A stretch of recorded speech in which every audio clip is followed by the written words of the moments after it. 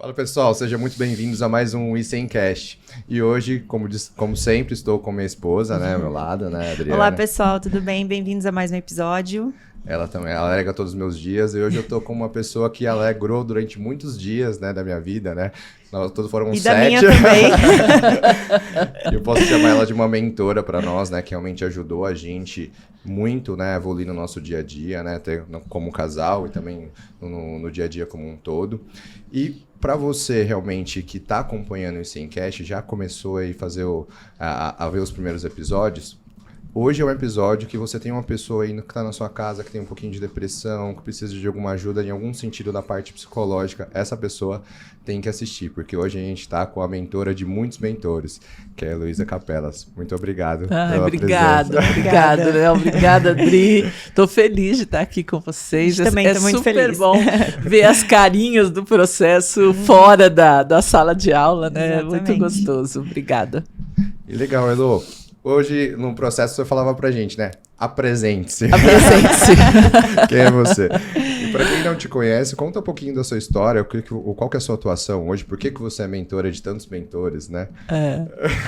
Bom, na realidade, eu tinha 32 anos quando eu conheci o processo, né? Então faz bastante tempo. E estava bem perdida na vida, tinha uma história complicada com a minha filha mais velha e acabei parando no processo por misericórdia de alguém, né? Tive uma pessoa que não era nem minha amiga, nem nada, mas ela viu tanto meu desespero e eu tenho uma gratidão por ela, que ela disse, eu acabei de sair de um curso e para mim foi muito bom e tal, vai lá ver, né? E me deu um papel, uma xerox, bem mal tirada até, e me deu um papel e eu dei uma lida, não sabia o que era, mas essa pessoa, ela olhava dentro dos meus olhos. Eu fiquei tão impressionada porque eu conversei com ela meia dúzia de vezes e toda vez que ela falou comigo, eu tinha a impressão que eu era importante para ela, porque ela ficava olhando para mim. Ela não desviava o olhar. E foi isso que fez eu acreditar naquele papel. E nela, tão pouco contato, e falei, nossa, se essa pessoa está dizendo que é bom, Que eu preciso tanto. deve ser, porque... e ela nem disse que eu precisava, nem nada, ela disse, foi bom para mim, dá uma olhada, vê se te interessa. Assim, muito... Mas ela tinha um olhar, e foi pelo olhar que eu fui a ligar lá para ver o que era, descobri que era um curso de autoconhecimento. Na época custava $6.000. Era super caro, era brasileiro, feito pela Marisa Tami, mas estava ligado a um cara, que o Bob Hoffman na época era vivo, né? Estava ligado a um cara americano. Era essa informação que eu tinha. E que eu ia para um hotel em Mariporã na época. Como eu estava brigando muito com meu marido, né? Eu mandava ele embora todo dia de casa. Ele não ia, mas a gente tinha um nível de relacionamento tão ruim. Ele é médico, pediatra, né? E a minha filha é deficiente mental. E aí ele dizia para mim, Elô, ela não cura. Porque como ela nasceu normal e ficou, e ela foi perdendo as habilidades, né? Foi aos poucos que ela foi ficando deficiente. Ainda não tinha entrado muito na minha cabeça. E eu tinha certeza que eu ia curá-la. E ele dizia para mim, ela não tem cura. Eu dizia, cara, você é um urubu, cara. O seu pessimismo, o amor de mãe vai curá-la. E ele dizia, a sua ignorância te protege. O médico sempre do lado intelectual aflorado, né? E ele era um doutor, todo cheio professor, né? Cheio das coisas, né? Como é ainda, graças a Deus. E, bom, foi uma relação muito complicada, né? E eu estava lá com ela há 8 anos, sem saber o que fazer. Ela só piorava, ela não tinha diagnóstico, nem prognóstico, nem nada. Nem ela, nem a gente. Eu tinha uma outra de 6 anos que a coitadinha ficava no meio daquela bagunça. Uma criança, de vez em quando, ela punha a mãozinha na cintura e falava assim para mim, mãe, eu sou normal. Coitada. Me dá atenção. Ela pagou caríssimo por ser normal. Né? Porque todo o meu olhar, sem dúvida, era para Beatriz e eu tinha certeza que eu ia curá-la. Mas como eu estava destruída porque nada tinha dado certo, né? Eu tinha que capitular, eu tinha que entender que ela não tinha cura, mas eu, claro que não queria entender. E quando eu cheguei em casa e falei para ele, né? A Edna me disse desse curso, tal, mas eu liguei lá, custa $6.000. Ele falou, bom, se você parar de me mandar embora, vai valer a pena. eu pago. E daí eu falei, bom, mas é que não adianta só eu fazer, porque pera que não sou só eu, né? Ele falou, eu consigo fazer em julho, nessa altura era abril, o próximo era maio. Eu falei, tá, então eu vou em maio, você vai em julho e vamos. Vamos para decidir isso aqui, porque na realidade o que eu queria é que ele se convencesse que ele tinha que ir embora. Eu tinha certeza que ele indo embora, minha filha ia melhorar. E ele dizia assim para mim, eu não posso sair de casa, porque se eu sair de casa, você mata a Beatriz. Porque eu tentava todas as crenças lá, todas as simpatias, tudo que mandavam eu fazer com Você ela. fazia. Uhum. E aí nem sempre eram coisas interessantes. Saudáveis. Nem sempre eram coisas que tinham um estudo por trás. Além de não ter ciência, nem tem sentido, né? Claro que hoje eu posso imaginar que eu estava completamente louca fora da casinha. E ele via isso, né? E ele fala assim, daqui eu não saio, né? Cientista, ele dizia, não posso, Não porque pode essa ser. mulher tá doida, né? E eu dizia que o doido era ele, né? Que tinha estudado muito, não tinha adiantado nada, não tinha curado minha filha, né? Bom, foi nesse nível que eu fui pro processo. Eu fui sem saber nada. Eu recebi o material, eu respondi o material, li a síndrome do amor negativo e fui. E me descobri lá, descobri por que eu estava fazendo o que eu estava fazendo com a minha filha, descobri meus pactos de vingança, né? Descobri como eu tinha que provar que eu era boa, descobri que eu me sentia uma menina má, porque eu dei muito trabalho para os meus pais, né? Muito, muito. Então eu nunca perguntei para Deus por que comigo. Eu tinha certeza que era para mim, a Beatriz. Uma menina que não tinha diagnóstico, não tinha prognóstico e não parava de convulsionar. Era um caso... Era um desespero total. E era para mim mesmo, né? Porque meus pais ficaram desesperados comigo mesmo. Eu fiquei imaginando que eu só tava negociando com Deus e eu Era a tinha lei que do pagar retorno, essa conta. Exatamente. Quando eu me dei conta de que eu criança, não tinha culpa de nada. Né? Eu só estava ali tentando sobreviver. Quando eu pude chegar na vida adulta e me perdoar, né? Perdoar minha história, me perdoar como mãe. Porque, meu Deus, como eu tinha errado, como eu tinha feito tudo com as duas, né? O que eu tinha feito com a Estela, eu conto essa história no Mapa da Felicidade, né? Me perdoar por isso foi extraordinário. Extraordinário. E aí eu falei, é aqui que eu quero ficar. Eu preciso... O processo Hoffman salvou a minha vida, salvou a minha família e salvou o meu destino. Eu mudei tudo depois do perdão. E aí eu pedi para a Marisa que eu queria ficar lá. Mas eu trabalhava no Banco do Brasil, né? Então, eu ainda trabalhei mais um tanto no Banco do Brasil, porque eu não podia pedir demissão, era o emprego do meu pai, né? Como Era o que eu sonho ia do seu pai, fazer, né? Seu sonho. Nossa. O sonho dele, né? Ele que queria, né, um emprego público. E é interessante, né? O meu pai queria ser brasileiro, ele era português.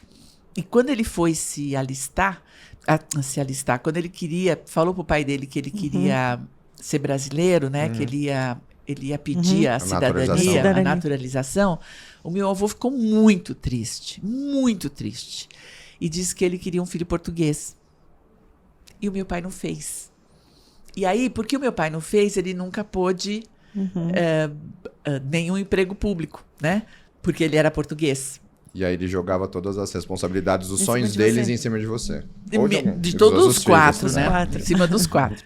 Mas ele era feminista, então o alvo dele era minha irmã e eu.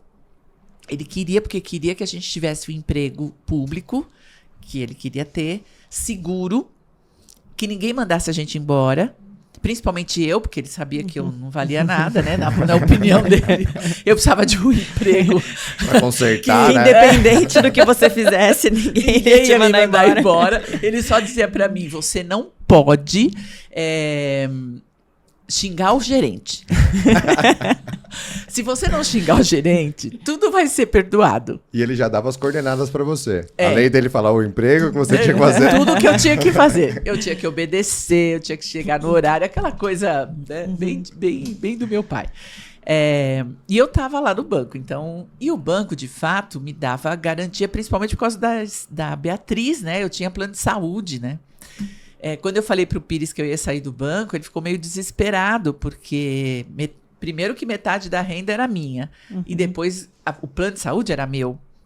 Então, ele ficou meio desesperado.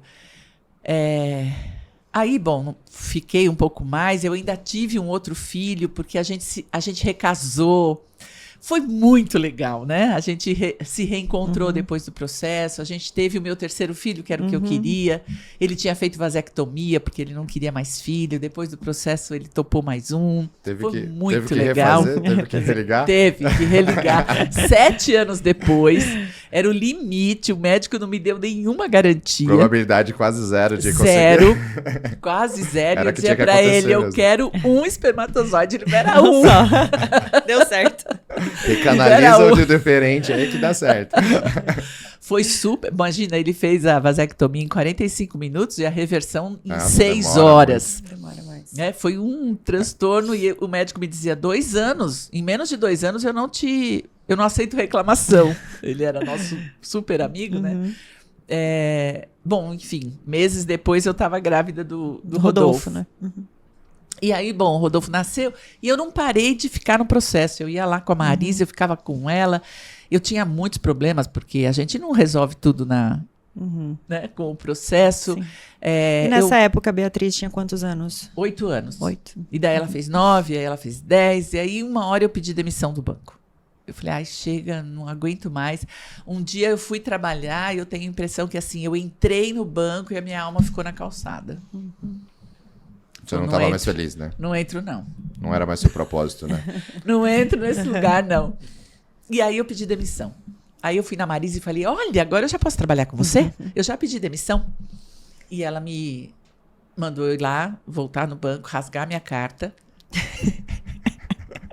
E disse, você não tem perfil nenhum para trabalhar comigo.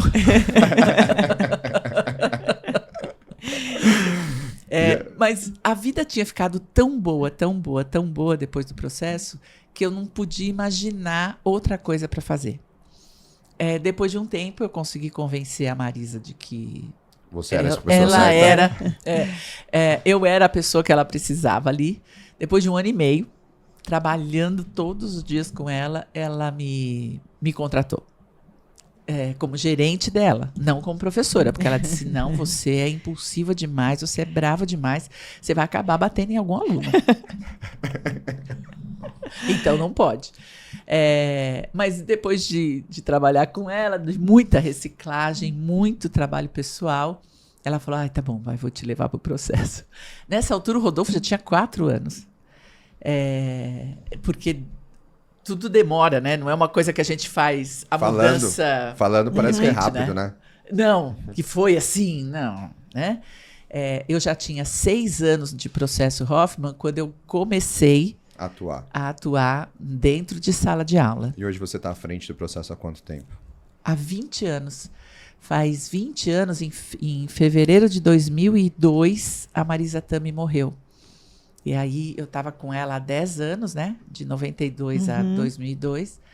Eu era já o braço direito, o esquerdo. Já sabia tudo, muito perto dela. Ela foi minha amiga muito, muito. E aí ela me deixou de herança a licença. Porque a licença quem deu foi o Bob Hoffman. Era tudo muito precário, né?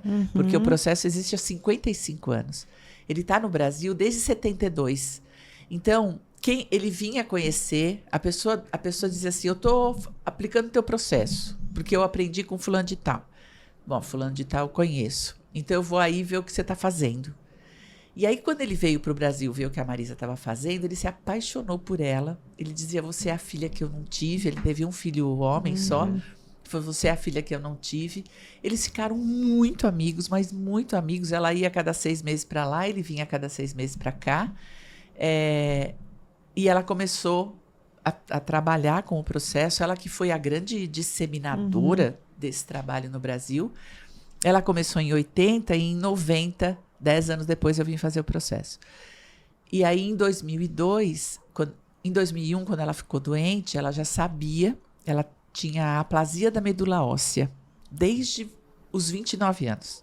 E era uma doença que vai piorando, né, com o tempo. Né? Ela ficou 16 anos com a doença, mas desenvolve, quem passa, né, dos 15 anos de aplasia, desenvolve um câncer. E ela teve um câncer de mama, ela já sabia que ela não podia fazer quimioterapia, ela fez a cirurgia, aplasia, né? Ela fez aquele outro... Rádio. Não fez rádio, também não. Ela fez... a terapia de bloqueio hormonal. Isso. Mas era paliativo, ela já sabia que... Já estava disseminado, já. Né? Não tinha nada ainda quando ela operou.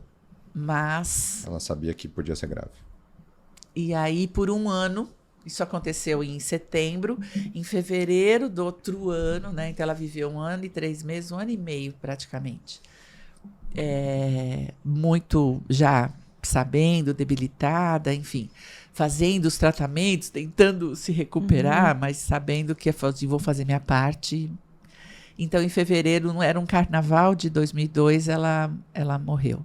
E aí, ela deixou em testamento a licença para mim. Eu nem sabia ainda. Eu só dizia para ela, Má, morrer não é ruim. Pode entregar. A gente continua. Meu pai era muito espiritualista, né? E eu acredito muito que a gente não morre. Não morre, né? Não é possível que Deus tenha criado uma coisa que morre, né? Então, nós somos imortais. Eu não sei o que acontece depois, mas que a gente não morre, não morre. Vai embora. Tá tudo certo. Descansa. Eu fico. Só escreve aí no seu testamento que ninguém pode me mandar embora. Você der para quem você quiser. É a única coisa que eu peço. Dá para quem você quiser. Mas diz que a condição é que não me mandem embora. Ela, de fato, deixou para os pais de herança, na condição de que eu mantivesse a licença. A licença é pessoal, né? É da Heloísa Capelas. E aí eu precisei passar por uma sabatina na internacional, né, na organização hoje americana que junta os 16 países.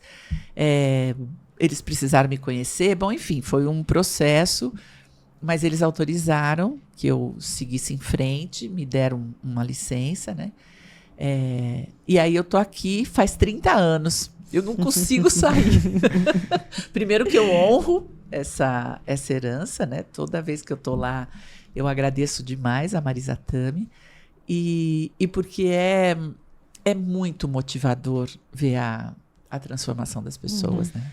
Elo, então me corrige se eu estiver errado, tá? Porque eu vou falar um pouquinho sobre o processo, na minha visão. Vai. É a sua visão que importa, né? Porque você que foi o aluno, né? Então, assim, o processo Hoffman, para que a gente está falando sobre o processo, mas a gente não explicou exatamente. A gente explicou como foi a história da Elo, né? De estar à frente do processo. Mas o processo Hoffman é um processo de autoconhecimento mundial, né? Criado pelo Bob Hoffman, né? Nos anos 50, né? Que é feito não só aqui no Brasil, como em 16 países, né? Ele escreveu esse processo, que na verdade é uma trajetória da pessoa, né? Ela chega lá, primeiro ela se desliga de tudo que está do meio externo, né? E realmente passa por vários, não pode-se dizer tratamentos, não, mas várias transformações, várias técnicas, né? Para realmente chegar na raiz, às vezes, do autoconhecimento, para que essa pessoa melhore todos os medos, os anseios, as depressões, qualquer outro sentimento ruim que ela está carregando, né?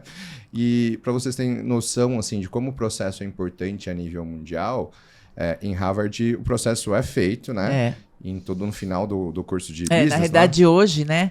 Ele começou em 2006. Ele começou na escola de governo, depois ele foi para a escola de negócios e hoje eles têm uma pós-graduação de liderança. Ela tem 1 ano. E a última semana dessa pós-graduação é o processo Hoffman. Legal. Para fechar o curso de liderança deles, né? E daqui do Brasil, quais grandes líderes já foram lá no processo, assim, que você lembra de nome, assim? Bom, tem aí a área de coaching, né? O Zé Roberto Marques, o filho dele, o Marcos Marques, que aí tá aí nas mídias bem... Tá. A gente até comprou o curso Tava dele. vendo ontem. Ele tá aí, agora comprou avião, tá fazendo as lives todas a partir do avião dele. Legal. Todo rico aí. Tem o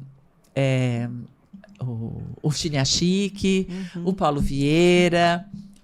tem o Eugênio, dono da Eduz. A Eduz é uma empresa de tecnologia, ela que coloca Sim. todos esses cursos no ar, né?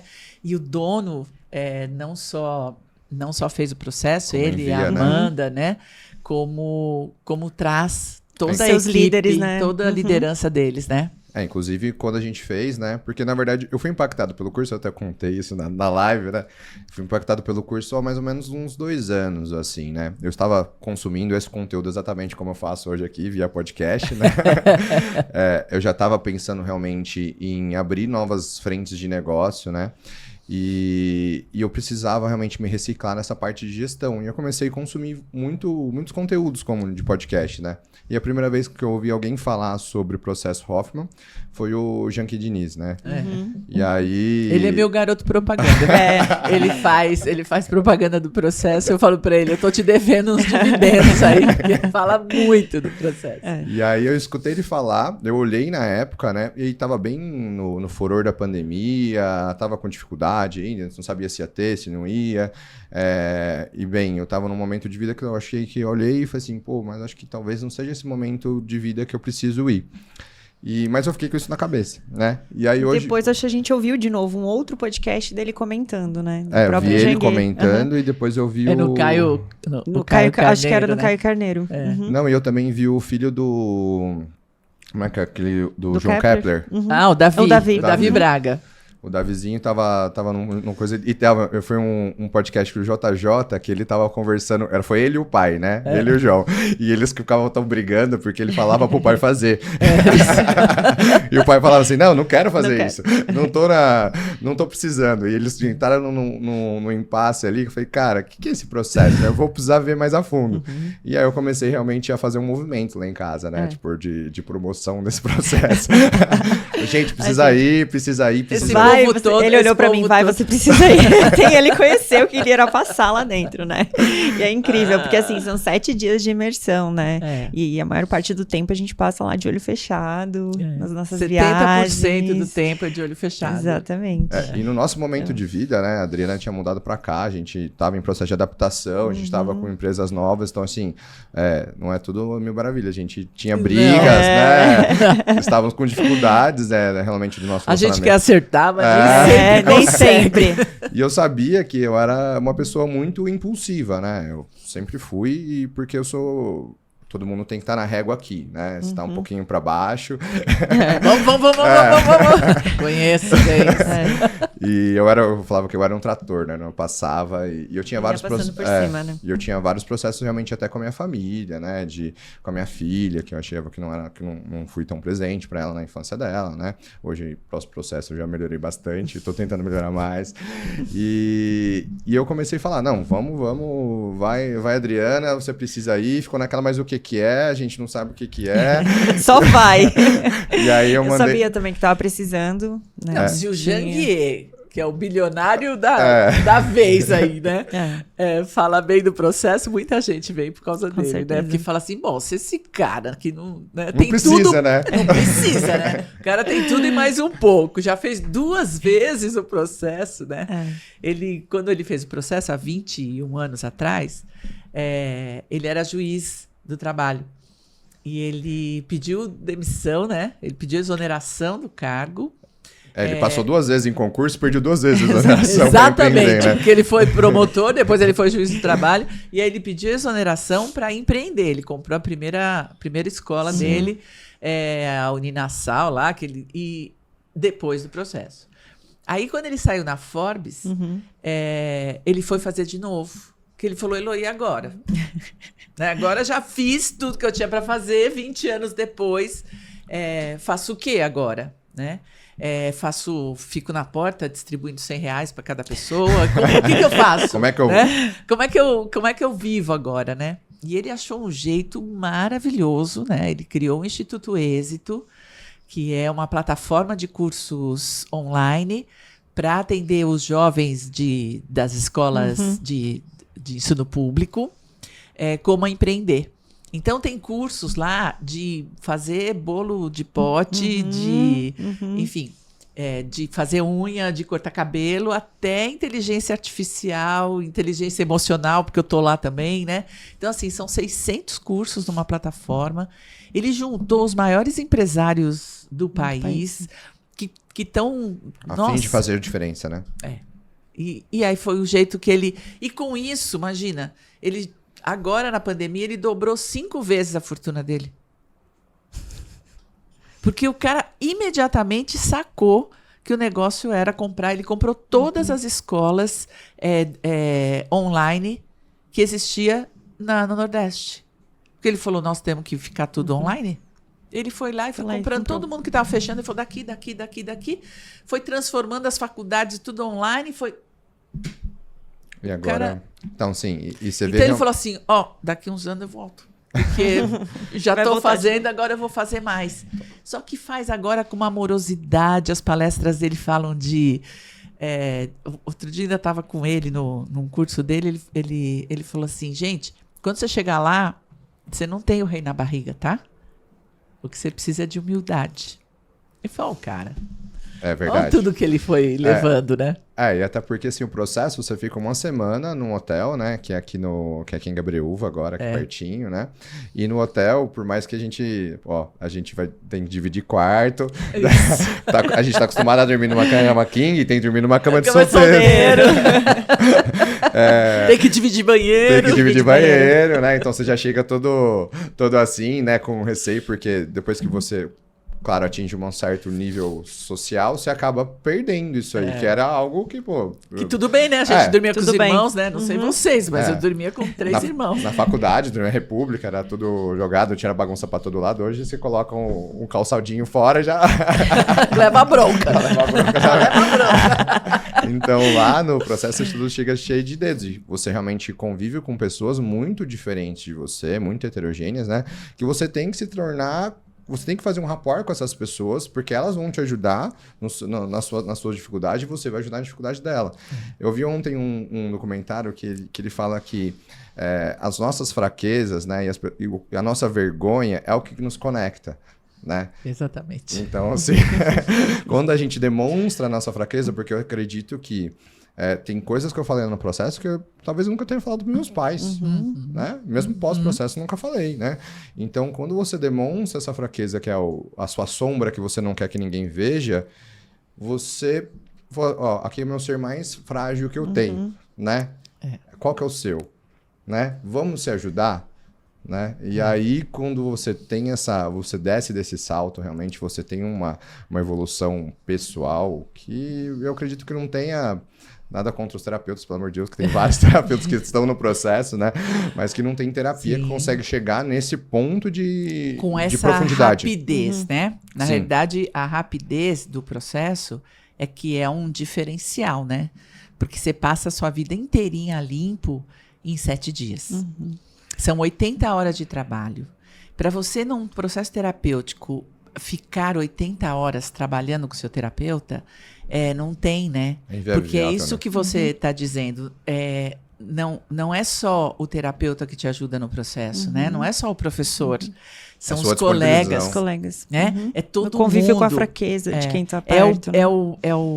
É a divisão de quarto, é o almoçar junto, é o ficar junto, é o compartilhar, é o sozinho, é um grupinho, é um grupão, é hora 2, é hora 3, é hora 5, é hora 8, é hora 20. Porque lá todo mundo é terapeuta, né? Exatamente. Lá todo mundo te ensina. Né? Porque você fica com olhos de ver, né? Então, todo mundo te ensina. E são 80 horas desse ensinamento. Isso, quanto tempo demora? Os psiquiatras dizem que o processo equivale a 10 anos de terapia.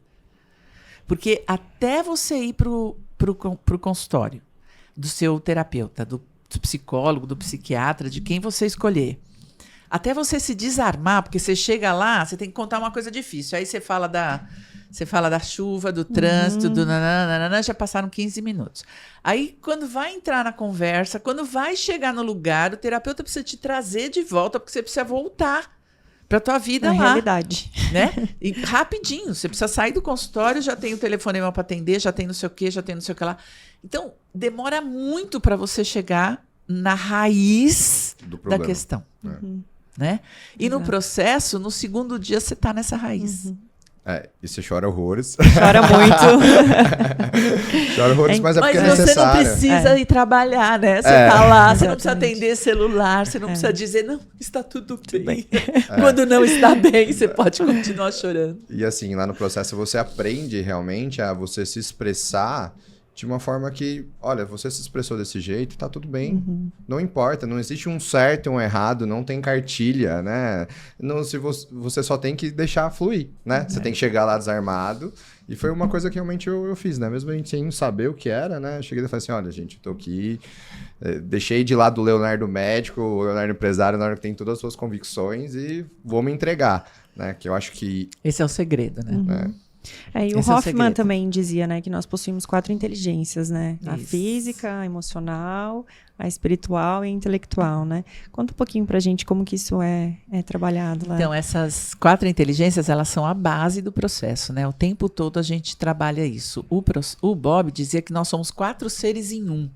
Então, ele vai chamar essas inteligências de seres, como se esses seres tivessem vida própria, né? Dentro da gente.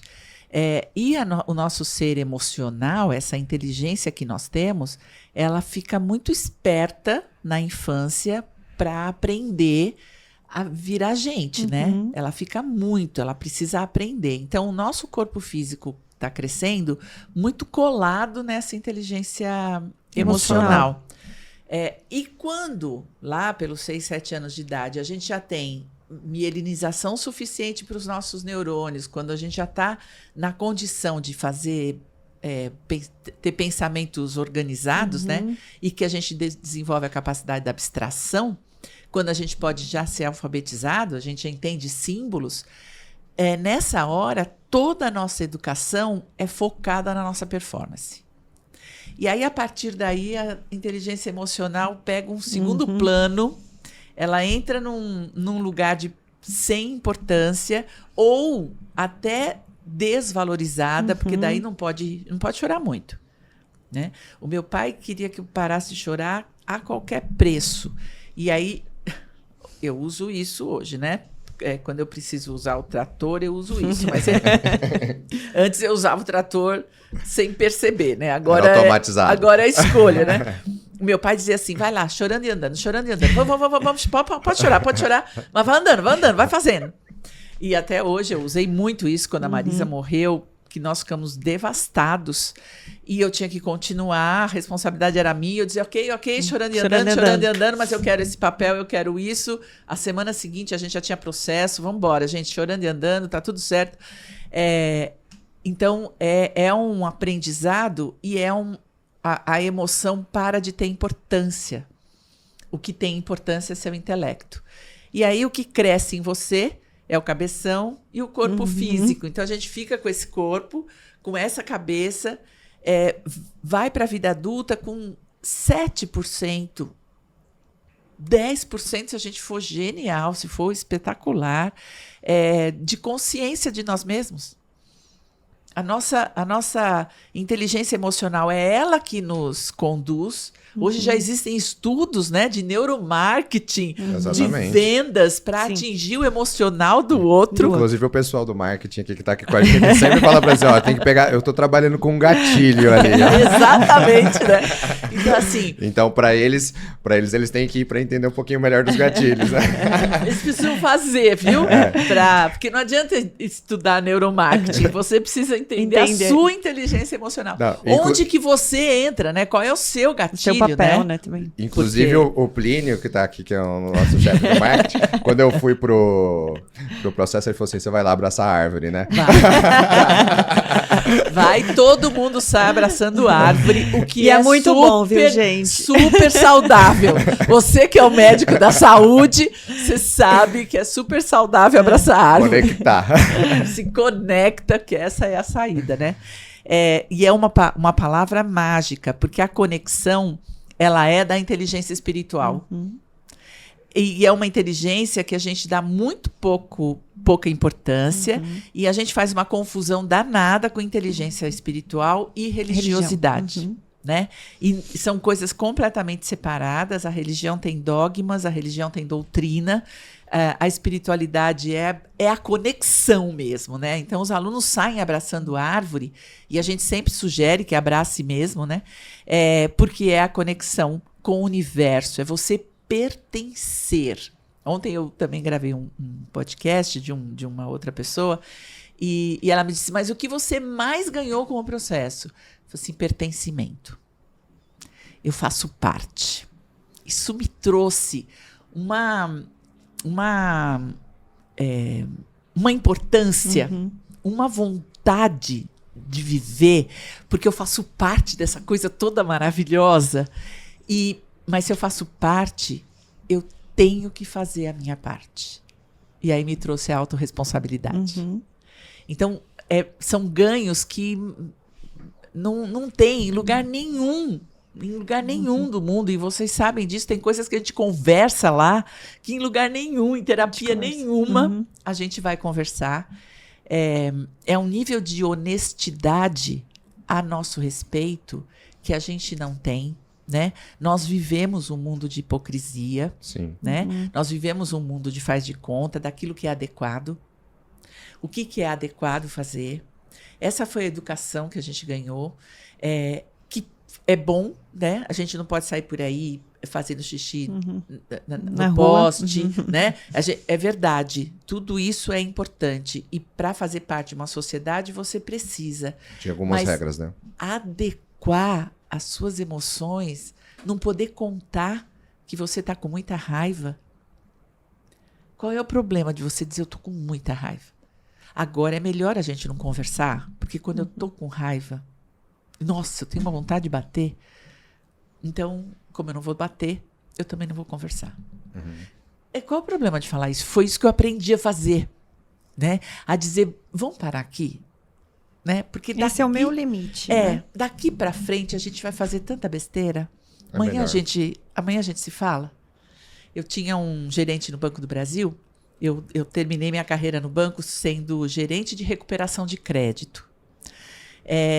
Eu adorava fazer isso, porque eu tinha uma alçada. Eu ia, primeiro que eu não ficava no banco, né? Eu ia para os clientes, e isso para mim era bom, né? Porque eu sou toda para fora. E eu ia visitar os clientes e dava um jeito, que uma conta não paga no banco, lá pelas tantas fica mais caro o banco manter essa conta, né? Sim. Então era para encerrar a conta, paga qualquer coisa, mas a gente termina com essa dívida. Mas eu tinha uma alçada, né? Ou qualquer coisa era só mais ou menos, né? Quando os clientes me davam uma proposta indecente, eu tinha que falar com o meu gerente geral. No final do dia, eu voltava lá e falava assim, seu Geraldo, que foi muito meu amigo, eu dizia para ele, seu Geraldo, o fulano, ele quer pagar assim, assim, assim, assim, que era uma proposta indecente.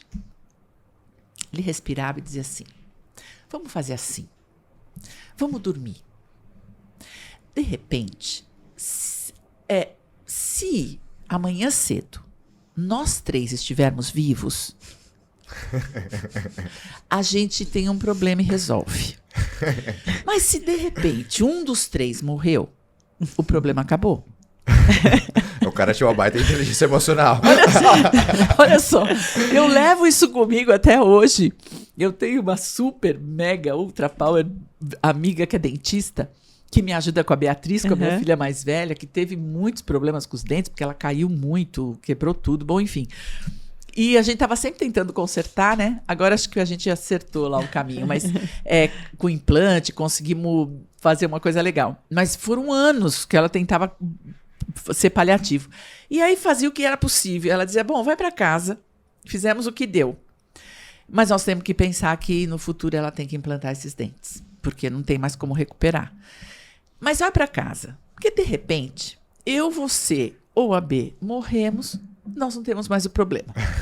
Se o problema continuar, até aí que nós três não morremos e aí conseguimos implantar os dentes da Beatriz, está tudo resolvido. Mas nós fomos funcionárias desse Seu Gerado, eu e essa minha amiga. Até hoje a gente leva isso como lição. E isso é inteligência emocional. Dar um tempo, né? A gente não precisa viver primeiro rápido, depois não precisa resolver tudo do nosso jeito. A gente pode esperar para amanhã, que talvez o problema sozinho se resolva, né?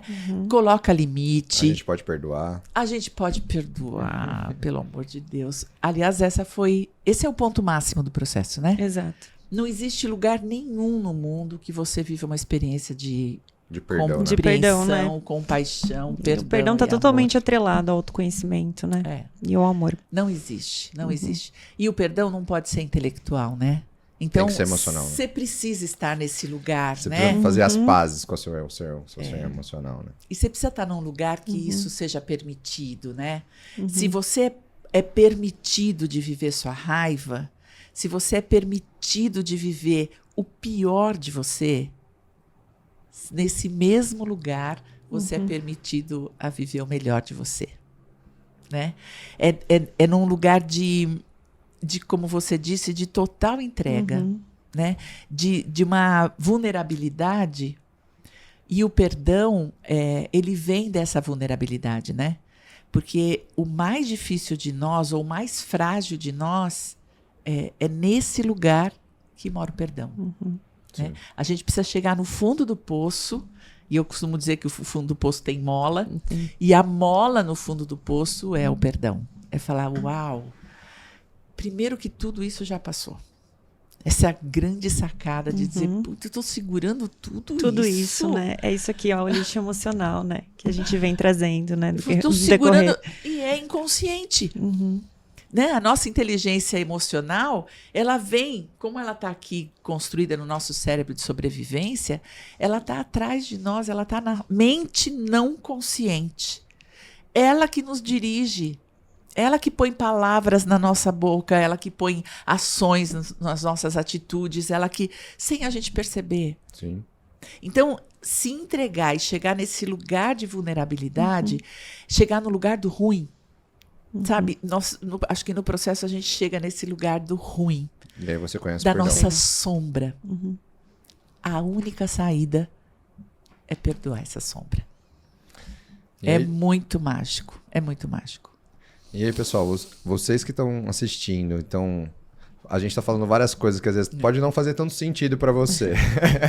Mas se você procurar um pouquinho sobre o processo, vocês vão entender que realmente quererem melhorar como um todo para sua família, para quem tem empresa, para sua empresa, ou até para sua carreira, se você quer realmente querendo alçar projetos mais altos. O processo com certeza vai fazer sentido para você, porque sem ter realmente uma autogestão, né, um autoconhecimento, você não consegue ser uma pessoa de sucesso. É muito difícil, né? É porque o teu inconsciente vai mandar sempre. E vai mandar sempre o lado negativo, sempre vai criar algum empecilho para você, né? E para vocês que ainda não conhecem o processo e às vezes acham que é muito complicado o que a gente está falando, que não faz tanto sentido, a Heloísa tem 3 livros, né, disponíveis em praticamente todas as plataformas, até de áudio, né? Estão com dois livros em plataformas de áudio, que a gente tem aqui, né? Que é o Mapa da Felicidade, né? Que esse foi o seu primeiro livro, né? Conta um pouquinho dele para nós. Foi um livro que eu escrevi há 10 anos atrás. Acho que esse aqui tá autografado, né? Esse é o seu. Esse tá. Todos eles estão. Eu escrevi há 10 anos atrás, num momento de muita vulnerabilidade, né? Um momento em que o meu filho, Rodolfo, descobriu um linfoma. E na primeira, ele fez lá o tratamento todo, 18 quimioterapias, ele é muito jovem, ele vai dar conta. Né? Bom, ele estava na Inglaterra, ele estava estudando dramaturgia em Manchester, estava com 18 anos, no auge da juventude dele. Ele veio de férias pra cá. Descobriu. O pai foi dar um abraço nele. Percebeu uma bolinha aqui. E aí era um linfoma de Hodgkins. E teve que desmanchar tudo, parar tudo, enfim. Quando ele sarou, se recuperou, estava ótimo, parabéns e tal, ele teve medo de voltar e falou, mas não vou voltar. Pegou, prestou rádio e TV na FAP, vou ficar por aqui, vou fazer outra coisa, né? E não vou ficar lá sozinho, não, vou ficar aqui. Tá bom, ótimo, volta à vida, tudo certo. 9 meses depois, ele tem uma recidiva. E aí o médico diz, nós perdemos, agora vai ter que fazer autotransplante e tem que fazer uma quimioterapia, aquela bem ferrada para zerar, né? Pra zerar tudo, né? No primeiro momento dele lá, quando ele fez a primeira quimioterapia, ele ficou completamente estraçalhado na cama. O médico veio, nos chamou e disse, olha, o prognóstico é ótimo, ele é jovem, forte, nananana, mas... E aí tinha 10 mais isso, mais aquilo outro, mais aquilo outro. Até que ele terminou dizendo, mas ele pode vir a óbito. Quando ele falou aquilo, eu já tinha ouvido com a Beatriz. A Beatriz também podia vir a óbito 20 anos antes. E aí desmoronou todo o seu autoconhecimento nessa hora, praticamente, né? Eu falei, cara, o que será que o universo está querendo falar comigo? Ele está me dando 20 anos depois a mesma aprovação. A mesma. E eu achando que eu era a rainha da cocada, né? Eu já estava, a Marisa já tinha morrido, eu já estava há 20 anos com esse trabalho, já estava... Falei, o que será que aconteceu? Quando nós voltamos para o quarto, eu e o pai do Rodolfo, eu tive um momento, eu digo que foi um momento de iluminação, foi uma epifania, assim. Eu falei, eu entendi. E aí eu falei para o Pires, eu entendi. Com a Beatriz, foi com muita raiva, foi com uma inconformidade, foi com muita dor. Agora vai ser por amor. Aconteça o que acontecer, será por amor. Eu entendi. E disse para o universo, entendi. Pode vir. O que tiver que ser. Eu briguei tanto com o Pires, com a Beatriz, e com o Rodolfo, eu disse para ele, você é o médico. Eu aceito. O que vocês quiserem, como quiser, eu topo. E será por amor. E aí no dia seguinte, bom, nós choramos muito naquela noite, ficamos lá com ele, os dois acordados, e no dia seguinte eu liguei para a Roseli Boschini, que é a CEO da Editora Gente, que era já muito minha amiga e queria muito que eu escrevesse um livro. Eu dizia, não tenho nada para falar. Não tenho uma nada bagagem incrível para ninguém. Tudo que eu tenho para falar, todo mundo já falou. Aí eu liguei para ela e falei assim, eu sei o que eu vou escrever. Eu vou escrever o Mapa da Felicidade. O Rodolfo ficou 3 meses fazendo tratamento no hospital. Ninguém podia entrar, porque ele foi zerando. Era eu, o pai e a namorada na época. E nesses 3 meses eu escrevi o livro. Ele dormia, eu ia para o banheiro e ficava escrevendo o livro. Ele saiu em fevereiro, curado, né? Passaram 10 anos, ele tá lindo, maravilhoso. Hoje ele é jornalista, tá tudo certo, tá lá enlouquecido com a Copa, né? Porque ele é jornalista esportivo, feliz e tudo caminhando. E aí, em fevereiro, quando foi em maio, o livro tava das livrarias, né? E eu escrevi lá no hospital, porque eu entendi. Eu tinha um mapa e eu nem sabia que eu tinha um mapa. E essa parte, realmente, com o livro você consegue, por mais que você impacta muitas pessoas com o processo, com o livro, talvez você vai impactar pessoas que nunca vão ter condições de fazer, né? Essa foi a ideia, né? Eu escrever para quem nunca vai me conhecer, nunca vai me ouvir, nunca vai... Nada. Ela caiu na mão dela. O mapa já vendeu mais de 60 mil livros, né? Para o Brasil é um número bom, né? Bem significativo, né? É um best-seller, né? O mapa tem um nome bom, né? O Mapa da Felicidade. Eu tive essa sacada assim, nossa, eu tenho mapa. Eu vivi esse mapa, né? Eu fiz esse caminho para chegar no amor. E eu vou contar para as pessoas que têm esse caminho. E muita gente chega no processo por conta do livro. Uhum. E muita gente chega em mim, né? Ou num podcast, ou no meu Instagram, né? No meu Instagram eu tenho muitas lives, então, ou no YouTube. Então, é um jeito, na verdade, é um jeito das pessoas refletirem sobre o autoconhecimento. É essa a ideia. Começa só com... Um pouquinho, né? Um pouquinho. E depois, né? Fica com a dúvida. Será que é bom, né? E depois do mapa também vem o perdão, né? A gente acabou não trazendo aqui. O perdão tava na sala. Na sala, embaixo da almofada. É bom, porque é sinal que tá sendo lido, né? Muito bom. Ficou embaixo da almofada. Inclusive, o perdão eu comecei a ler e depois estou talvez terminando de escutar, né? Hoje, eu já li. É um livro realmente incrível e eu acho que faz a diferença na vida de quem consegue adquiri-lo e lê-lo, né? O perdão é tão importante, foi tão importante para mim, que hoje eu me apresento como ativista do perdão, né? Quando as pessoas falam assim, o que você quer falar? Eu quero falar do perdão. É só isso que eu quero falar. O mapa tem um capítulo inteiro sobre perdão. Sobre perdão. E aí, 2 anos depois, a Roseli falou assim, bom, muito bem, deu tudo certo, agora vamos escrever o segundo. Do que você quer falar? Falei para ela, bom, eu quero falar que a vingança gera loucura. Aí ela falou, Lô, não vai vender. Ai, tá bom, então vamos falar do perdão. Porque é o perdão que salva a gente, né? E aí eu escrevi um livro inteiro, não satisfeita com um capítulo, eu escrevi um livro inteiro do perdão, que é a revolução que falta. Eu acredito sinceramente nisso. E é uma revolução interna, né? É você poder olhar para o mundo, para a vida, para as pessoas, para o passado, para o presente, para o futuro, de outro ponto de vista. É que você não pode mudar o outro, né? Mas assim, você consegue mudar como essa ação chega em você, né? E se você perdoa a pessoa mais fácil, com certeza ele não vai agir de novo da mesma forma com você, né? Então você muda você, né? E se agir, você pode sempre dar limite, né? Porque o perdão não é autorizar o outro, né? A gente tem muito medo de perdoar e oferecer a outra face, né? O perdão não é isso. O perdão é liberdade. É dizer, comigo você não fala assim.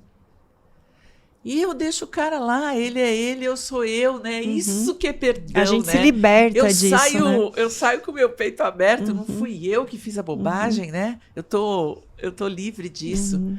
É isso que é a minha tese, né? Do perdão. Perdão é uma questão de inteligência. E talvez quando a pessoa se perdoa e para de viver aquele sentimento, ela acaba ganhando, né?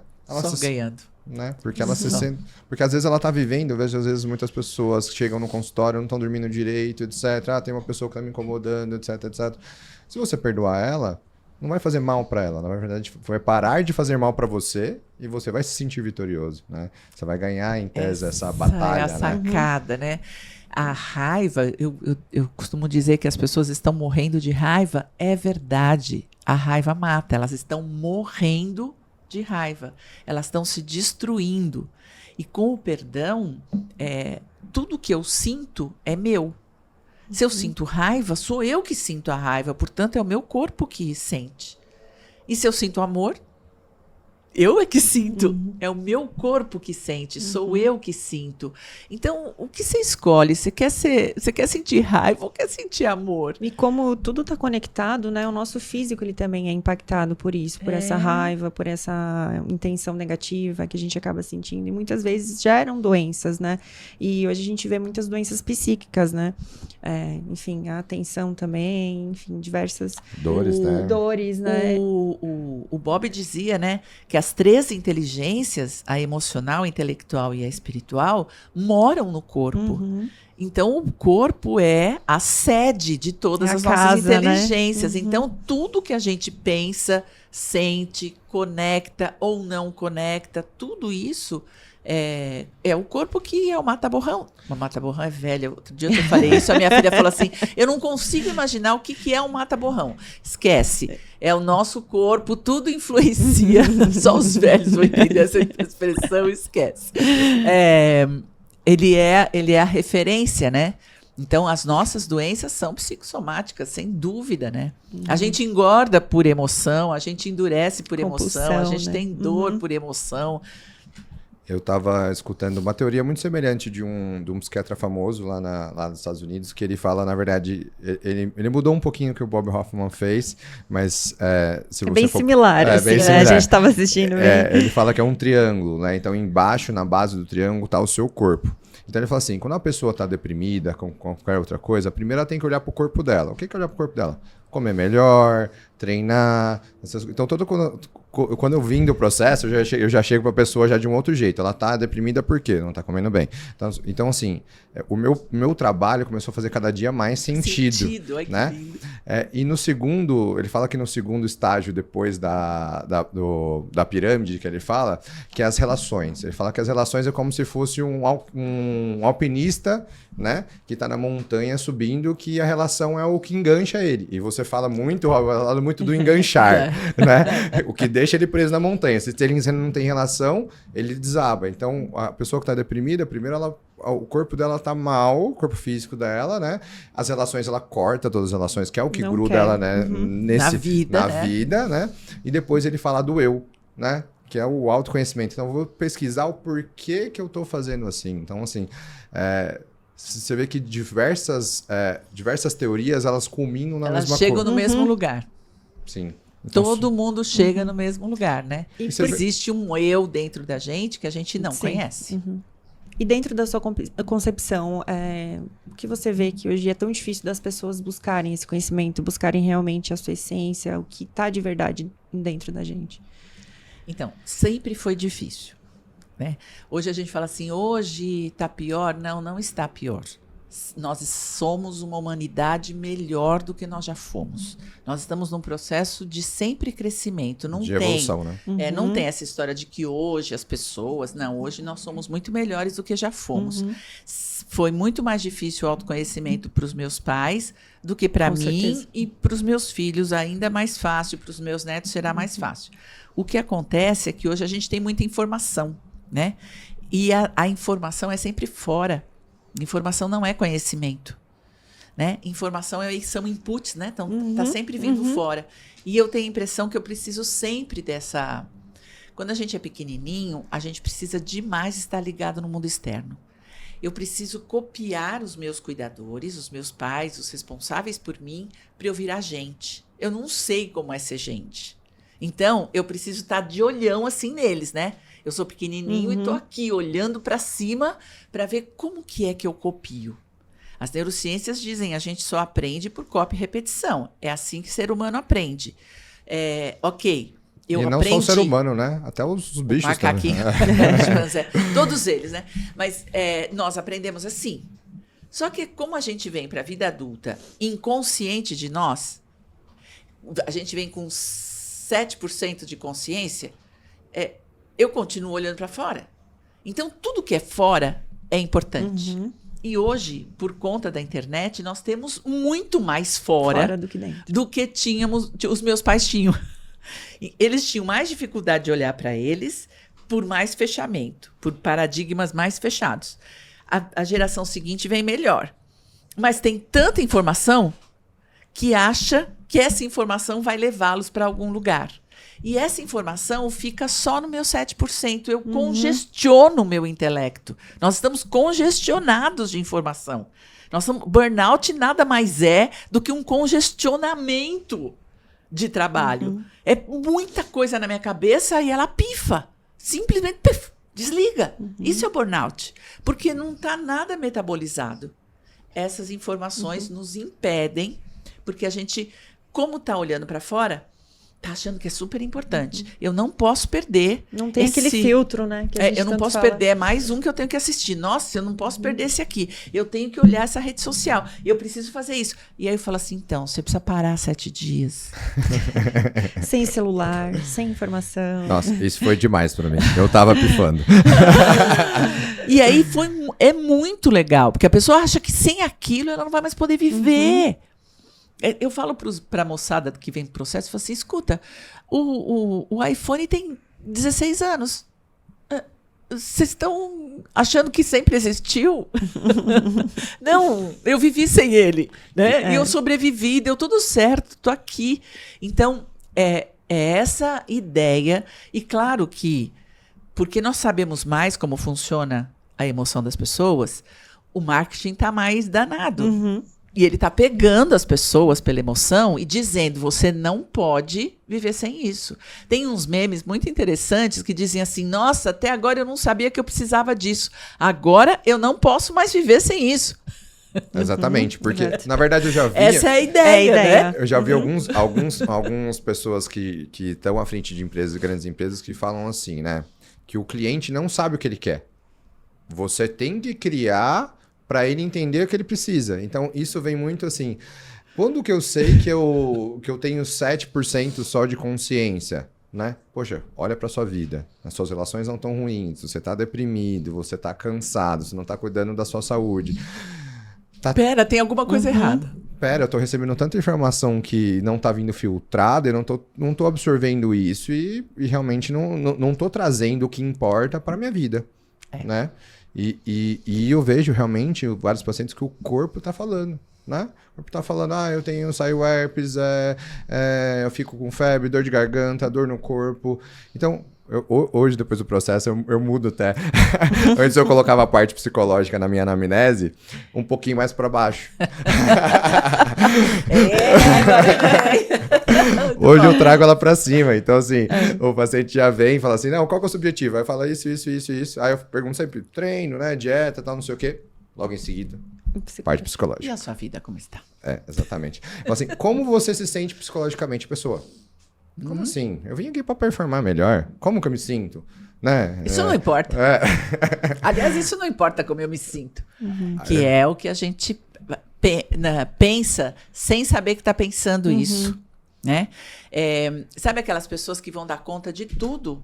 Não importa se está com dor, se tá machucada, se está cansada, não, eu vou dar conta. Então eu tenho que acordar, eu tenho que performar, eu tenho que fazer, eu tenho que ir, eu tenho o quê? Mas, gente, você não está exausta, não? Eu já estou exausta só de tanto tempo. Elas priorizam tudo que está externamente. E deixam de lado realmente aquilo que iria ajudá-la, né? É uma coisa amor, impressionante. Eu mantenho hoje a Márcia, que foi minha professora. Ela linda. Eu mantenho ela no dia a dia. E quando eu conto pra ela as coisas que eu faço, ela fala, nossa, Léo, como que você quer dar conta das coisas, né? Aí depois da última conversa que eu tive com ela, mesmo pós-processo, mesmo tendo melhorado, eu falei pra Adriana, a gente precisa parar um pouco. A Adriana, na verdade, já falava isso pra mim, né? Eu que não queria ver. É sempre outra pessoa que precisa te falar, né? Mas é isso mesmo, né? Santo de casa não faz milagre, não faz. E aí eu falei pra um projeto que a gente tava começando, eu falei assim, olha, pô, legal que a gente tá aqui, gente, chegou no momento de a gente começar, mas, olha, não tô no meu momento de fazer isso. Eu posso te colocar N desculpas pra você, de por que eu não quero começar agora. Mas a melhor desculpa é que eu acho que eu não estou preparado ainda para... Eu quero que dê uma tranquilizada em tudo que a gente criou para a gente começar um novo mais tranquilo no final de ano. Eu não quero me estressar um pouco mais. Quero ficar com a minha família, né? Faz muito tempo que a gente não passa o final de ano junto, porque eu estou sempre viajando, sempre trabalhando, sempre... Como eu coordenava uma escala de plantão, final de ano, ninguém queria dar plantão. Quem que sobra? O dono, né? O dono da escala, né? Então, 6 anos à frente da escala, cara. Então, 6 anos que eu não passo um final de ano com a minha família. Minha família já até sabe que não precisa contar. Tá acostumado. Já está acostumado, né? Então, assim, eu falei pra ela, cara, vai ser o primeiro ano que eu me libertei, não me libertei, né? Assim, que eu parei realmente da escala, eu quero passar meu final de ano tranquilo com a minha família. Então, e a Adriana falava muito isso, né? Porque eu puxo pra cima. Não, e o empreendedor, ele é espetacular, né? Fantástico. Parabéns. Que bom que tem gente que faz sem parar, né? Porque são todos os projetos que a gente tem aí sólidos, são empreendedores que vão para as cabeças mesmo, que não se cansam, que se responsabilizam. É muito lindo. Só que tem um preço para pagar. Exato. Com o autoconhecimento, você pode continuar sendo esse empreendedor. E indo um dia depois do outro. Escolher o preço que você quer, né? Exatamente. Porque assim como você, o meu dia também tem 24 horas. É exatamente igual. Então, assim, como que você quer passar essas 24 horas? Essa é sempre a minha pergunta. Saber escolher, né? Essa sempre é a minha pergunta. Como eu quero passar o meu dia de hoje? Você sabe que tem uma coisa muito importante que eu tenho reparado? O Bob Hoffman vai desenhar a síndrome do amor negativo, né?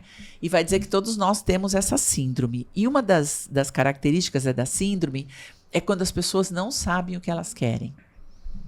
Então, uma das perguntas é: como você vê o seu futuro para daqui 5 anos? Precisa ser específico. Bem específico, quando né? as pessoas não conseguem fazer isso. Tá bom, então me dá daqui 3 anos.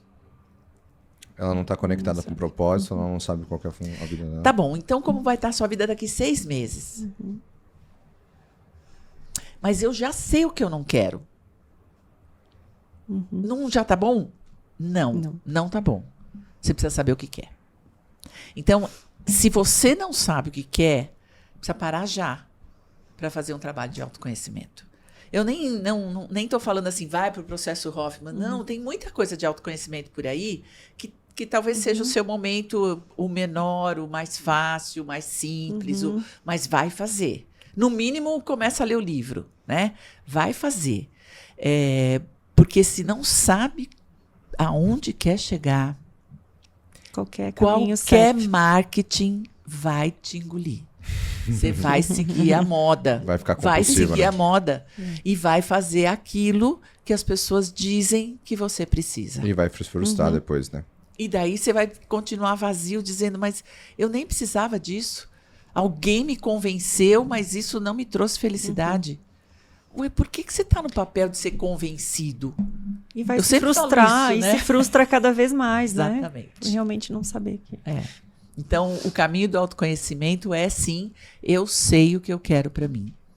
E sei desenhado. Né? Eu sei... Os próximos anos, né? Eu tenho um caderno onde tenho a minha vida desenhada até 98 anos. E a gente está chegando perto do final do ano, né? Legal da pessoa, a gente já fazer os programas do próximo ano. Exatamente. Então, assim, o que vai fazer, né? Agora, tá todo mundo já me perguntando, Elô, você vai falar de 2023? Então, eu falo assim, mas eu vou falar a mesma coisa que eu falei em 2021 para 2022? É isso que vocês querem que eu fale? Porque as pessoas não fizeram, não mudaram, não se propuseram. Então, assim, eu vou falar de novo, fica parecendo propaganda política, né? Que todo político fala que vai cuidar da educação, da saúde e da segurança. Toda vez... Eu falo, gente, mas a gente já não devia ter cuidado disso e mudado de assunto? Toda vez. Cada 2 anos eu escuto a mesma propaganda política. Veio isso que a gente não está preparado para uma pandemia, né? Agora eu vou falar outra vez mesma isso. Coisa. Olha, para o ano que vem, né, cuide do seu corpo, cuide da sua mente, cuide da sua emoção, cuide do seu espírito. E não tem fim esse assunto, né? Porque nós estamos num processo ainda... De evolução. Né? Então a gente precisa... Vamos falar desse. Falando da inovação. Falando de evolução. Pessoal, depois de uma pausazinha aí pro banheiro, a gente vai falar sobre o último livro que a Heloísa escreveu, que é Inovação Emocional. Fala um pouquinho sobre esse livro. Bom, inovação emocional esse eu ainda não li, hein? Esse é muito bom, veio da ideia da pandemia, né? A pandemia me deu todas a motivação de lançar mais um livro. Foi chocante, né? Como a gente parou, assim. Foi uma derrapada, né? Sabe aquela coisa de ter que parar, né? De ter que parar o carro. Todo mundo queimou o pneu. E eu também. Eu fiquei com muito medo. O meu negócio é presencial. A minha experiência no presencial é aquela coisa de gostar de gente, né? De encostar em gente, de abraçar gente. Então, fiquei 4 meses sem aplicar o processo, muito preocupada. Na verdade, eu preocupei 2 meses. Depois, no terceiro, eu falei, chega, nós vamos dar um jeito de voltar. E no 4º mês, a gente voltou. Mas 2 meses me deu muito medo. E aí eu fiquei muito curiosa. Disse, o que a gente tem que fazer para aproveitar isso? Então, eu aproveitei esses 2 anos de pandemia, porque foram 2 anos importantes, né? 2 anos e um pouquinho, mas 2 anos muito importantes da pandemia, porque parou, fechou, né? Morreram morreram empresas, morreram pessoas, foi bem difícil, né? Bem doloroso. Nós continuamos tendo alunos, a gente se restringiu muito pouco, 1 por quarto, daí não tinha curtição de compartilhar. Nós reduzimos abraços, todo mundo de máscara, era tudo super adaptado. É que o processo é tão inteligente, a metodologia é tão inteligente, né? Que ela permite essas adaptações sem que ninguém perca nada. As pessoas estavam muito afim, né, de fazer mudanças, porque estava todo mundo muito ansioso, muito preocupado, com muito medo. A dor emocional apareceu muito claramente. Ficou muito aflorada, né? Na pandemia. E isso me deu muita curiosidade de como que a gente sai disso. E sair desse lugar... se eu não trabalhasse com pessoas, eu gostaria muito de trabalhar com lixo. Eu gostaria muito de ter uma como chama? Reciclagem? Uma reciclagem, mas tem um nome, né? Esqueci. Para reciclar lixo, para trabalhar com lixo, cooperativa, né? De lixo. Gostaria muito de participar disso.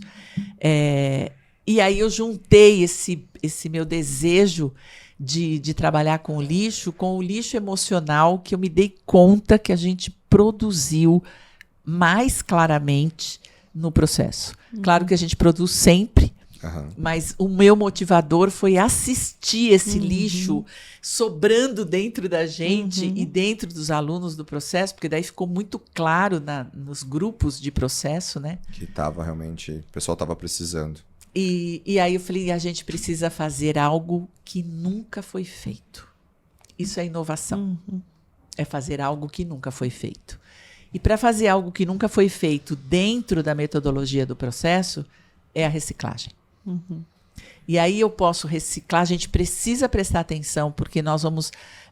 se a gente não prestar atenção no lixo verdadeiro, nesse não que o nosso lixo emocional não seja verdadeiro, mas esse que a gente produz fora, nós vamos submergir nele, né? Nós vamos desaparecer, a crosta nós terrestre... Nós produzimos muito lixo. Muito lixo. E a crosta terrestre será dominada pelo lixo e não pelos humanos. Isso é verdade, não é terrorismo, né? Os números estão aí. A gente ainda não consegue pensar nisso, porque no nosso... Como ele não está palpável, né? E já está, né? Mas já não está, é tão evidente no nosso dia a dia, isso, né? E tem uma coisa muito interessante, porque a gente tira o lixo, né? A gente recolhe o lixo. A gente joga fora o lixo, com uma ilusão de que eu tirei da minha frente e o lixo desapareceu. Mas nós estamos jogando fora onde? E a sua parte emocional é isso. Então você criou algo como reciclar esse lixo emocional. Exatamente. Porque do mesmo jeito que eu tiro da minha frente, mas eu estou jogando... em outro lugar. E eu estou jogando no nosso planeta Terra, que é a nossa casa. Então, assim, eu tô acabando como? Só 4% do lixo que a gente produz no Brasil é reciclado. No Japão, 94% do lixo é reciclado. E aqui é 4%. Então, assim, nós precisamos dar um jeito nisso. Nós somos responsáveis por isso. E aí eu fiz a analogia de que a gente produz lixo emocional e quando a gente quer tirar da frente esse lixo... A gente não tem ferramenta. Não, a gente joga onde? No outro. No outro. Ah, verdade. As nossas relações. Eu li. A gente joga no outro. Né? Então, assim, e aí eu estrago os meus relacionamentos e eu sou um ser relacional, eu preciso do outro, mas eu jogo o meu lixo no outro. Como assim? E eu nem percebo que eu estou fazendo isso, do mesmo jeito que a gente ainda não percebeu que nós estamos matando o nosso país com o lixo, a gente não percebeu que a gente está destruindo os nossos relacionamentos. E a saída, sem dúvida, que é a reciclagem. Claro que eu vou falar do perdão, porque eu sempre dou uma passadinha pelo perdão. Sempre. Mas aqui no Inovação Emocional eu uso e ensino a ferramenta mais importante do processo, que é a reciclagem. Como eu transformo aquilo que um dia foi útil. Eu sobrevivi graças a essas emoções. Só que hoje elas não são mais úteis para mim, elas viraram lixo. E eu estou jogando em cima das pessoas que eu digo que eu amo. Não, eu tenho que reciclar. Né? Uhum. E aí eu ensino a reciclagem como saída de mudança de comportamento. Primeiro, saída para o próprio lixo, né? Eu, quando comecei a escrever esse livro, o condomínio que eu morava lá em São Paulo não reciclava o lixo. E eu falei, eu não posso escrever um lixo que fala de reciclagem. Eu moro num lugar que não recicla, que a gente mistura tudo. Aí você fez uma ação... Legal. E contratamos uma empresa, uma das melhores empresas que tem em São Paulo. Eles reciclam tudo, pilha, óleo de cozinha, tudo. Porque daí roupa, tudo. Você não precisa jogar nada fora. Dá tudo para eles que eles reciclam. Aí eu disse, agora eu tenho moral. para escrever. Para escrever o livro. Quando eu vim pro hotel, a primeira coisa, eu vim morar no hotel, eu falei para eles, vocês reciclam lixo? Eles ficaram me olhando e falaram, mas o que? É que eu não posso morar num lugar que não recicla. Porque eu não posso, eu tenho que... E aí, bom, eles reciclam. E no hotel então tem energia renovável também, lá tem placas solares. E daí eles reciclam tudo que é... E é muito legal, porque tudo que é resto orgânico, vem um caminhão buscar e eles fazem alimento para porcos. Eles vão para uma fazenda, e então as comidas todas que eles conseguem transformar, e depois os recicláveis, né? Tem várias organizações lá em Cabreúva. Respeitando o ecossistema no mundo mesmo, né? Que a gente acabou de quebrar, É muito legal. Então, o Inovação, eu ensino a ferramenta com a qual os alunos saem, né? Sim. Os alunos saem com essa ferramenta para usar para o resto da vida. É a minha ferramenta predileta, eu sou super viciada em reciclagem. E eu conto a história da Eduarda, que é a minha 4ª filha, que nós adotamos e que reciclou completamente a nossa família, né? Ela reciclou a nossa relação com a Beatriz. Graças a ela, a Beatriz cresceu. Ela deixou de ser o bebê da casa. Ela conseguiu entender que o bebê era a Eduarda e que ela era grande. Ela começou a ser a minha ajudante para cuidar da Eduarda. Isso fez toda a diferença na nossa relação com os filhos, né? Porque a Beatriz era mais velha e era a bebê da casa, né? Era tão maluco essa relação que a gente tinha com ela. E foi a Eduarda, sem ela saber, porque ela chegou bebê, que ela reciclou a própria Beatriz percebeu, e ela que foi nos dando a dica, e ela que me dizia, eu sou a grande, a bebê é a Eduarda. Eu disse, é verdade. Então eu conto essa história de como foi importante a adoção da Eduarda para a nossa família e como tudo se recicla, né? Não é só lixo.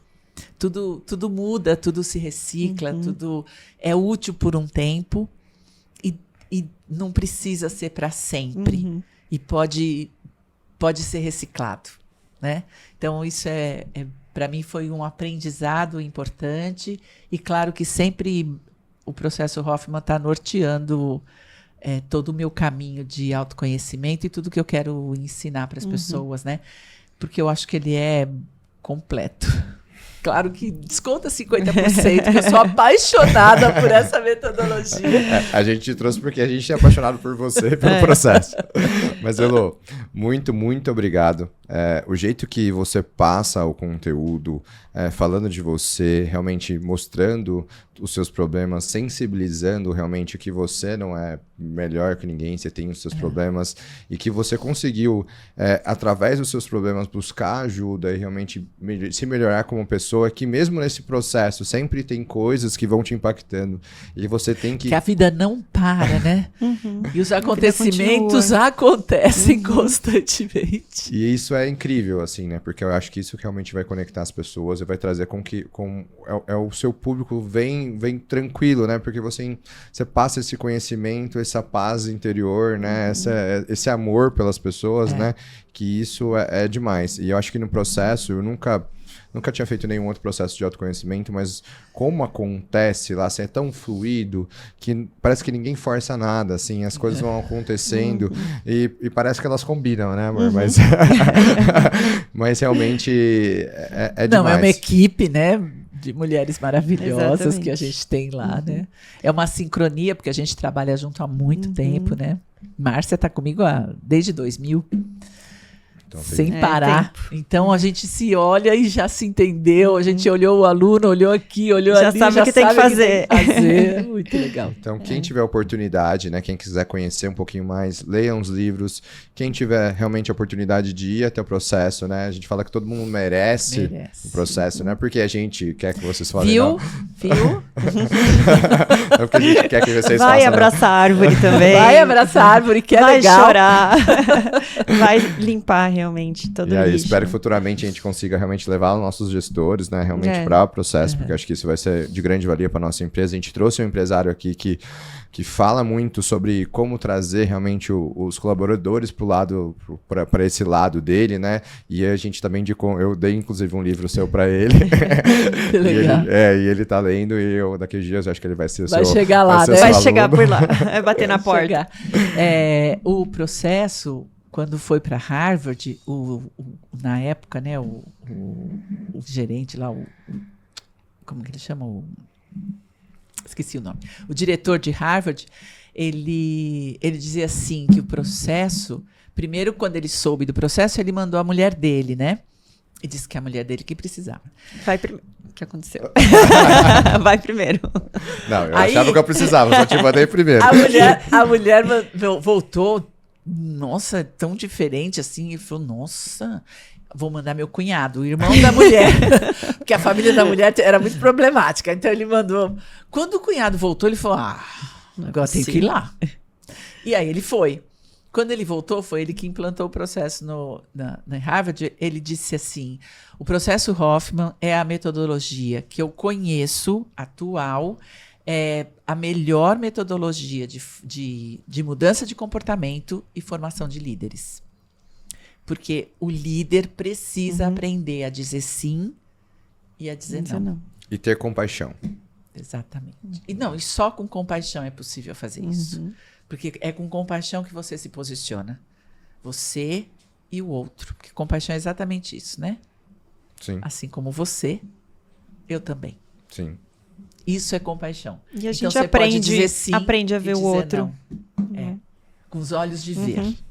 Né? Agora eu entendo bastante o que Jesus quis dizer, né? Olhe para as pessoas com olhos de ver e ouvidos de ouvir. Porque daí você olha para o outro, não para você mesmo, né? Porque o tempo todo, se não são olhos de ouvir, se não são olhos de ver, você está vendo só você no outro. E você para de se relacionar com você mesmo, né? Brigar com seus próprios com as sombras, né? Você fica brigando com a sua própria sombra e dizendo que o outro que é culpado. Amor, muito tem lindo. Algum recadinho final aí? Quero agradecer extremamente essa presença ilustre. A gente ficou muito feliz realmente de você ter aceitado vir aqui. E se pá mais... Eu topei logo, hein? Eu topei logo. Quando você me falou, eu falei, eu vou logo. Eu acho que o seu propósito é realmente admirador, né? Poder estar levando o processo, o autoconhecimento para muita gente. E espero tê-la aqui novamente. Não, tamo aí. Vamos falar um dia só de perdão. Vamos. Não, né? E a gente ficou muito feliz, né? Porque parece que não dá vontade de acabar o papo, né? Porque eu tenho vontade de segurar a Elo aqui pra nós e ficar aqui conversando com ela 3 horas seguidas, que acho que tem assunto, né? Tem muito assunto. No processo a gente fica conversando o dia todo, né? Durante 7 dias e tem assunto. 12 horas por dia, né? Não é 8, né? São 12. Você acorda às 7, você tem que bater ponto lá e vai dormir 10 horas. E tem que dormir 10 horas. E Elo, você tem algum recadinho final para o pessoal que tá assistindo?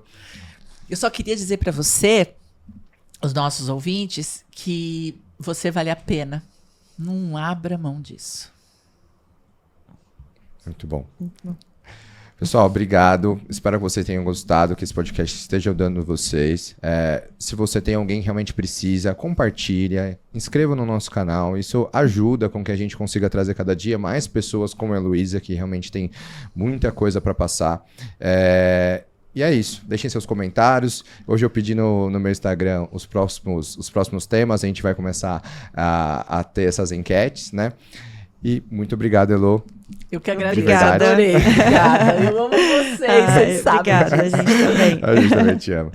Obrigado, pessoal, e até a próxima. Obrigada.